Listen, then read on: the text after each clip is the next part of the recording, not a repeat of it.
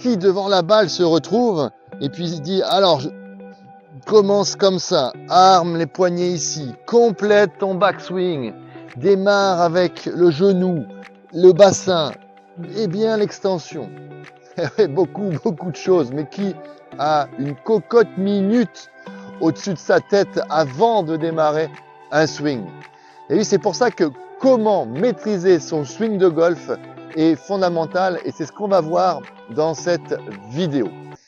Donc, la première chose que vous devez comprendre, c'est qu'il va falloir sélectionner 1 à 2 choses maximum. Et je vais vous expliquer un peu plus tard dans cette vidéo comment sélectionner ces 2 choses. Mais ça, c'est le premier conseil, c'est de ne pas avoir plus de 2 conseils à effectuer dans votre swing de golf. Mais, vous allez me dire, vous voulez toujours être plus relâché et être plus fluide lorsque vous allez effectuer votre swing de golf. Et là, je vais vous expliquer les différentes étapes. La première étape, c'est que on va prendre les choses à l'envers. La première étape, c'est dans votre swing d'essai. Votre swing d'essai, vous allez devoir l'exagérer parce que bien souvent, qu'est-ce que vous faites? Vous êtes devant la balle et vous faites votre swing d'essai en essayant qu'il soit similaire qu'avec le swing avec balle. Ok? C'est ce que vous essayez de faire. Mais le premier conseil que j'aimerais vous donner, c'est que vous allez devoir donc exagérer comme votre swing d'essai. D'ailleurs, on va prendre le swing d'essai de Jiménez. Et Jiménez, on voit bien que qu'est-ce qu'il fait?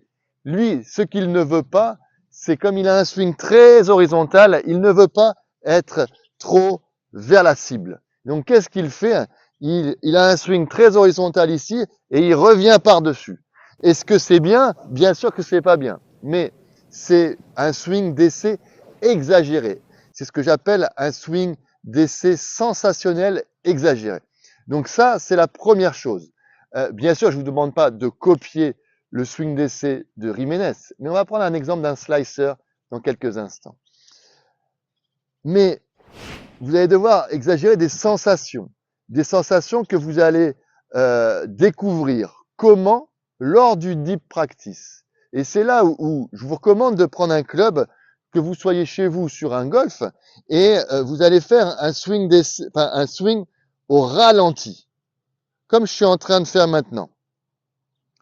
Quitte à fermer les yeux, ok?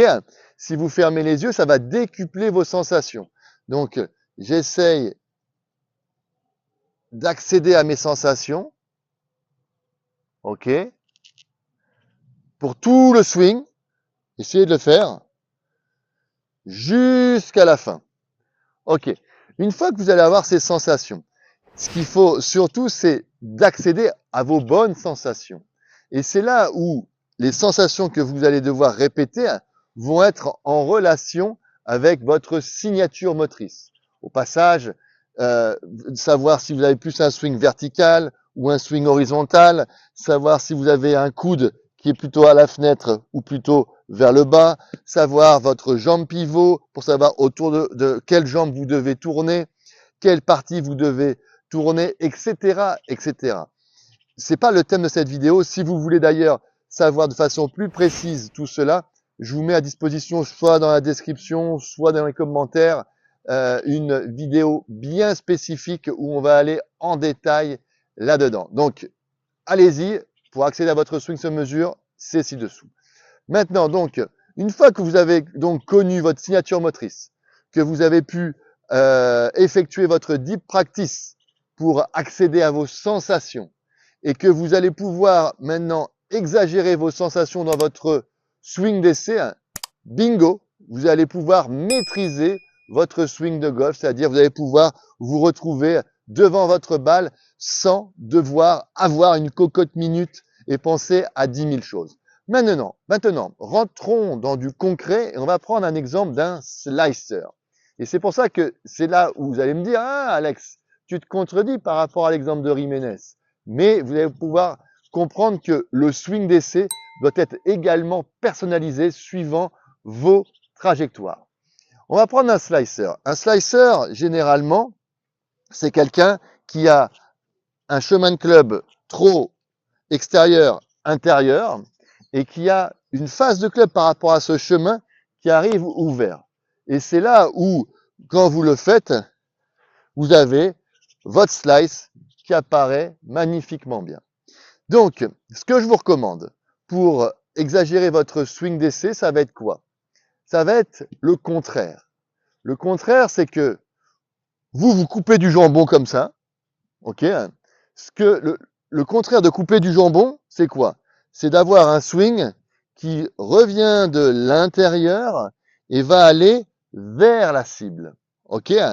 Et en faisant ça, bien sûr, vous pouvez même intervenir, donc ça c'est votre chemin de club, et vous pouvez même intervenir sur votre phase de club à sentir que votre phase de club, en le faisant, se referme.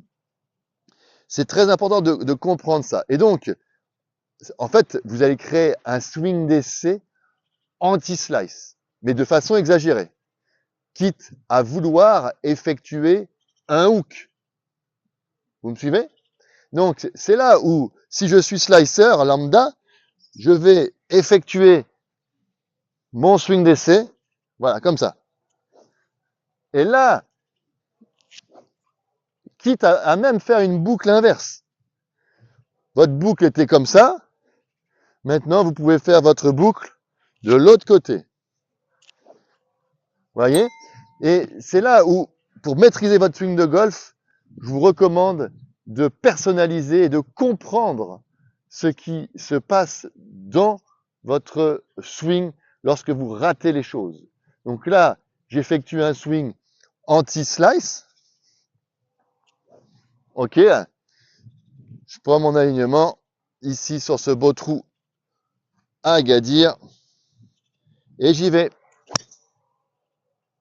en plein milieu du fairway. Maintenant, si vous voulez accéder aux 7 étapes, c'est maintenant dans une autre vidéo que je vous mets ci-dessous. À très vite.